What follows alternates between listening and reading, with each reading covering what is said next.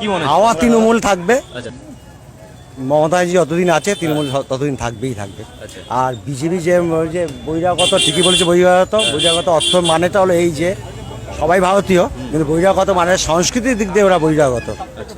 এদের কথা কেন বিশ্বাস করবে বিজেপি? আমি কোনো রাজনীতি দল করি না, আপনি প্রশ্ন করুন, সমস্ত বলতে হবে কেন বিশ্বাস করবে।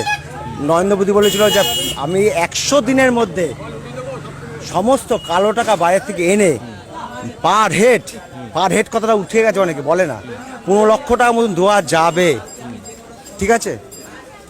আর উনি শুধু লাইনে দাঁড় করায় মানুষকে। ব্যাংকের অবস্থা কি? 3টে করে ব্যাংক আমাদের 4 ভাগে দেওয়া হচ্ছে, নোটবন্দিতে কভার দেওয়া হচ্ছে, 130 জন মারা গেছিলো বেঙ্গলি যারা মধ্যে মমতা তাদের চাকরি দিয়েছে, জানেন তো, চুচুর অভিযোগ মধ্যে দিছে।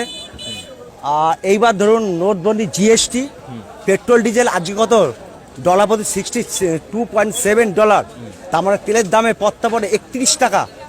রাজ্য সরকার নিচ্ছে হলো 19 টাকা ট্যাক্স, আর সেন্ট্রাল গভর্নমেন্ট নিচ্ছে 33টা ট্যাক্স, আর 3.5 টাকা ওদের কমিশন। মমতা তো একটা চেয়েছে, তুমি আগে 12 টাকা ছেড়ে ইজুগাল ডো, তারপরে কথা বলো। 2.5 লক্ষ কোটি টাকা কি করে তুলেছো গ্যাসে? তুমি টাকাটা গেল কি? পিএম ফান্ডের টাকা গেল কোথায়? হিসাব কই? আর আনফার্মের কথা বলছে কোটি টাকা দিচ্ছে, 1000 কোটি টাকা পার হেড দিয়ে ভাগ করে দেখুন, 100 টাকা পড়ে না। বেটি বাঁচাও পার হেড 30 পয়সা পড়ে, আর মমতা একটা মেয়েকে প্রায় 90,000 টাকা দিচ্ছে। ক্যালকুলেশন করে দেখুন, পাট ক্যালকুলেশন করে দেবো, বুঝতে পেরেছেন? এইবার নারী সুরক্ষা, উত্তরপ্রদেশ ফার্স্ট। কি উত্তরপ্রদেশ ফার্স্ট না?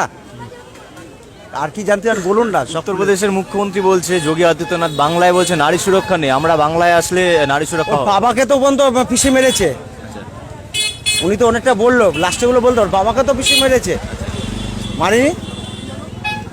ওকে তো মারলো, কোমরে ভাঙলো, পুলিশের সামনে রেপ হলো, এনকাউন্টার হলো। আমরা কি বোকা, অশিক্ষিত? যোগী তো ভোগী।